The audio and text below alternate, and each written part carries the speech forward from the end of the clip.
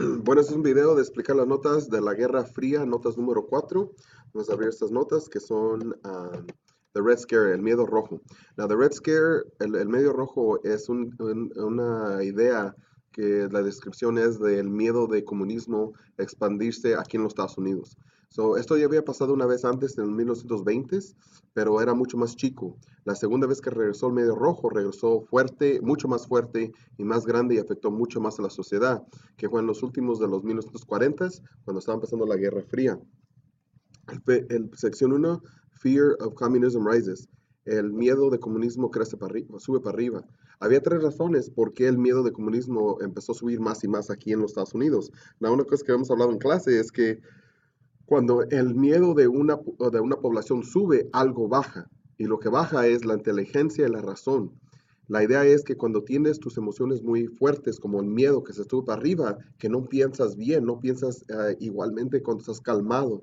También puede pasar cuando te enojas. Muchas veces enojarnos y nuestra mente no funciona exactamente igual y decimos cosas que no deberíamos pensamos.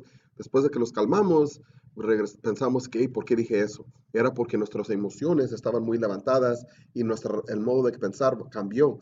Gobiernos saben muy bien que si una población tiene miedo de algo, como en este ejemplo comunismo, que es mucho más fácil para controlarlos, es mucho más fácil para hacer cosas negativas y que la población lo va a dejar pasar.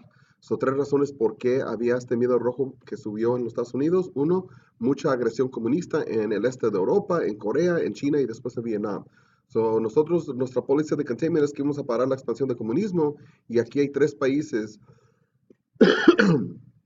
que hemos perdido. Dos, Stalin hizo un discurso que dio comentarios que los Estados Unidos y la Unión Soviética, que guerra entre los dos era inevitable. Inevitable decir que no puedes evitarlo, que 100% va a pasar. Y eso es lo que el mundo quería oír, que no había modo de evitar una guerra entre estos dos países, lo que estaba diciendo Stalin. Y tercero, porque la Unión Soviética va a agarrar bombas atómicas. Y no nomás que las agarró, pero ¿cómo las agarró? Con espías, gente que entrenaron de la Unión Soviética a venir aquí, que actuaran como americanos, pudieron entrar a diferentes partes de nuestro gobierno y robarse el secreto de cómo hacer una bomba atómica y pasársela hasta Stalin. Había una organización que del gobierno que su trabajo era de ir y buscar comunistas en los Estados Unidos. Se llama la House of Un-American Activities Committee, la casa de Un-American, es lo más contraamericano, actividades grupo. El otro modo que le decimos era HUAC. HUAC va a investigar a diferentes influencias de comunismo por adentro y por afuera de los Estados Unidos. Y la primera vez que la gente de veras va a empezar a saber de HUAC es cuando empiezan a atacar a la industria de hacer películas, Motion Picture Industry. Y la acusación que le hicieron a los productores, a los directores, los actores, los que escriben las películas, es que estaban poniendo mensajes de propaganda en sus películas y que cuando gente iba a ver las películas, salían de ver la película pensando que el comunismo no era tan mal. Los acusaron de no ser buenos americanos.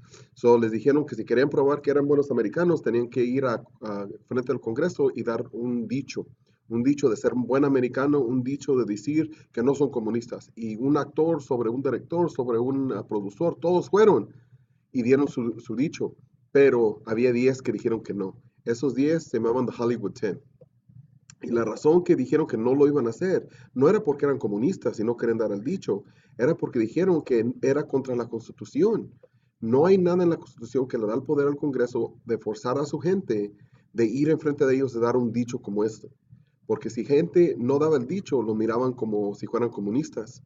¿Qué le pasó a estos 10 que se separaron por sus derechos, se pararon por los derechos de la otra gente? Los mandaron a la prisión, a la cárcel. Y duraron buen tiempo en la cárcel porque no daban el dicho. Y eso era un reflejo de lo que estaba pasando en la sociedad en ese tiempo, que si no hacías lo que el gobierno te decía, te podían meter en la cárcel. Y una cosa que puede pasar si no dabas este dicho es que alguien decía, tú eres un comunista o un ayudante de comunista.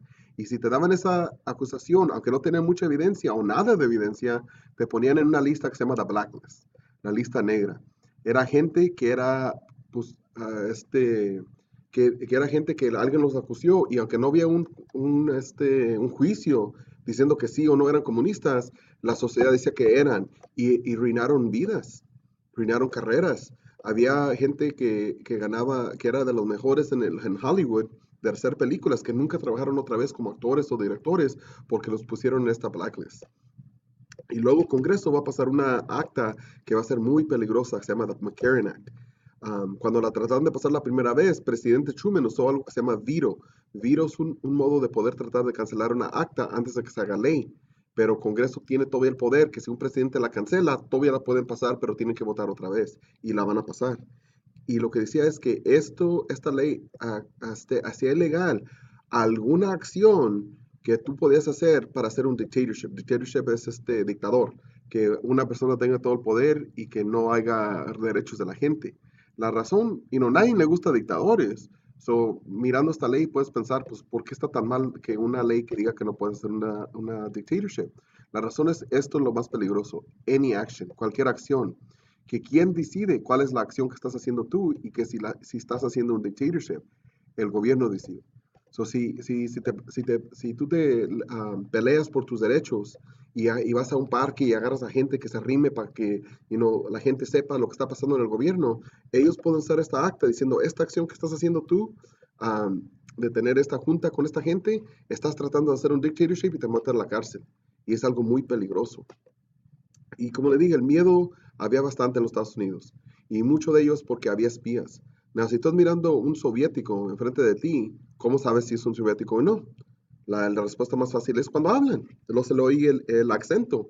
Pero ¿qué tal si los entrenaron a hablar exactamente como un americano? Que se vistan como un americano, que hablen como un americano, que actúen como un americano. Entonces, ¿cómo sabes si son americanos o son espías? Y eso es lo que le subió mucho miedo a la gente. Había dos casos muy, muy grandes en este tiempo de dos que fueron sospechados de ser espías. Primero era Alger Hiss, un comunista, un espía comunista que lo agarraron. Dijo que Alger Hiss también era un espía de la Unión Soviética. No había evidencia contra él, pero el Congreso HUAC de veras lo quería agarrar. Quería comprobar que sí era un espía comunista, lo que querían meter en la cárcel, pero no pudieron porque no encontraron evidencia contra él. Pero lo que sí pasó es que cuando fue el juramento, él se echó una mentira. Le preguntaron que si alguna vez había ido a alguna junta de comunismo, él dijo que no. Y ellos enseñaron un testigo que había ido con él hace 20 algo años a una junta. Fue una junta, nunca regresó, nunca fue nada más que eso, pero se echó mentira. Y ese cargo era perjury, cuando echas mentiras en la corte. Y lo metieron en la cárcel por años porque no lo pudieron agarrar por ser espía, solo castigaron por su mentira y se fue a prisión por años. Pero nunca pudieron comprobar sí o no de él. Y hasta cuando se murió todavía decía que él no era un espía. Los Rosenbergs eran una pareja, esposo y esposa, que los acusaron que ellos eran una de las personas encargadas de pasar la información de la bomba atómica hasta las manos de Stalin. No era que alguien se metió al lugar secreto donde está el secreto, se lo robó y voló hasta la Unión Soviética a dárselas a las manos del Stalin.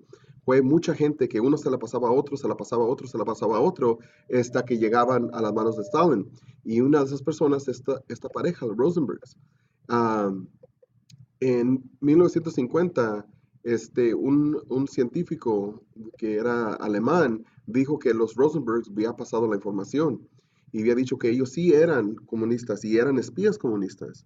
Los Rosenbergs decían, no, nosotros no tenemos nada que ver con esto, no sé por qué lo están echando la culpa, pero los van a encontrar culpables de ser espías y su castigo es muerte. Los mataron en 1953.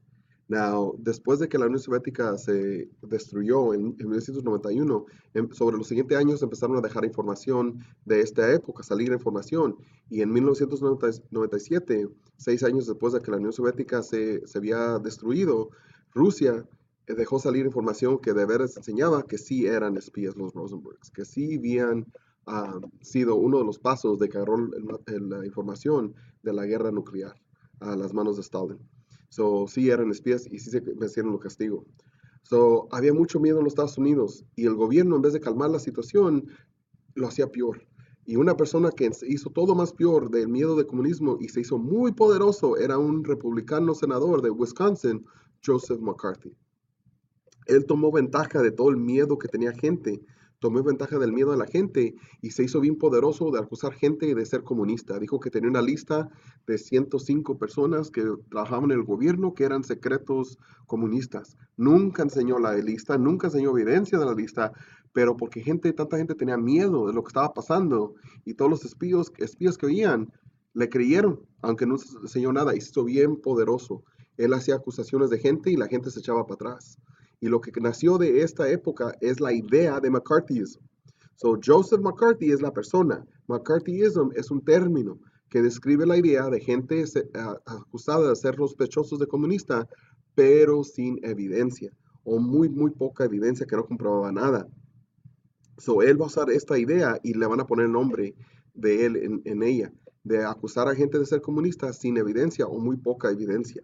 Y porque gente tenía miedo, le creían, aunque no podía comprobarlo. Y gente que lo acusaba de hacer esto, y si usted dice McCarthy, tú nomás estás diciendo acusaciones sin evidencia, él se las volteaba y le decía, tú eres un comunista o eres un ayudante de comunista, por eso me estás sacando a mí. Yo soy un americano tratando de mejorar este país y tú me estás acusando a mí en vez de los comunistas. Y con ese miedo que había, gente le creía. Pero por fin, después de ciertos años, McCarthy va a caer.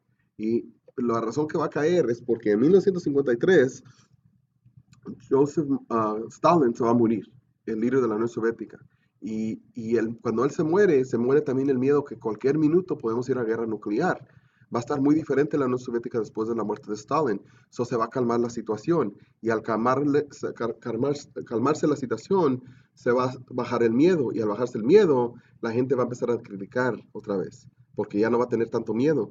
So, él empezó a perder su poder, porque el poder que él tenía nomás era por el miedo que había en el país, y caer el miedo, cae su poder también. So, el 54 él dijo que tenía una lista otra vez, esta vez del ejército americano, que había una lista de secretos soviéticos en la Unión, en nuestro ejército. O el ejército se le paró enfrente de él y le dijo, ok, compruébalo. Y lo vamos a hacer enfrente del Senado para que el Senado lo mire y lo vamos a hacer en la televisión. Para que todo el país mire. Enséñanos la lista, enseña tu evidencia.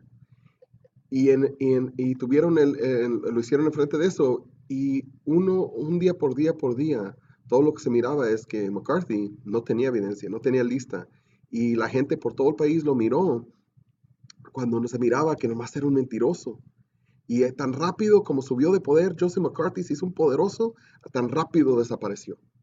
Estas semanas que estuvo enfrente de Congress en la televisión, el mundo miró y especialmente el país miró que era un mentiroso, que nunca tenía nada de nada. Y así perdió su poder. Efectos de McCarthyism, la idea de atacar gente sin evidencia. Millones de americanos dieron sus dichos de lealtad a los Estados Unidos. Sí, somos buenos americanos, no somos comunistas.